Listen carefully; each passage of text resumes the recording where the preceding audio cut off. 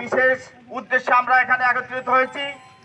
আমাদের দেশের বিরুদ্ধে ষড়যন্ত্র চলছে।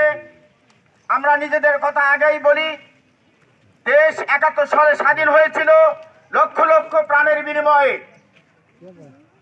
গত ৫ই আগস্ট হাজার হাজার ছাত্র জনতার রক্তের বিনিময়ে স্বৈরাচার মুক্ত হয়ে নতুন করে এই দেশ আবার স্বাধীন হয়েছে।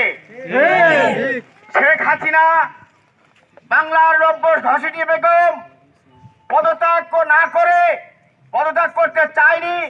মানুষের তাড়া খেয়ে, জনসাধারণের তাড়া খেয়ে, আপামর জনতার তাড়া খেয়ে, ছাত্রদের ভয়ে এ দেশ ত্যাগ করে ভারতে গিয়েছে।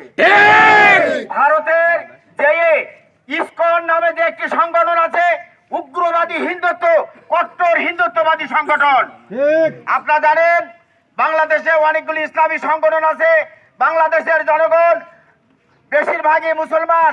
তারা কোনো কট্টরপন্থী, কোনো জঙ্গিবাদী কোনো সংগঠন তারা পছন্দ করে না, তারা রুখে দিয়েছে। কিন্তু ভারত বসে নেই। ভারতের বিজেপি কিন্তু কট্টরপন্থী না হলেও হিন্দুত্ববাদী একটি সংগঠন। কিন্তু এই ইসকন নামে একটি কট্টরপন্থী হিন্দুত্ববাদী সংগঠন যেটাকে ব্যবহার করছে ওখানে বসে এই নব্য ঘসিটি বেগম শেখ হাসিনা।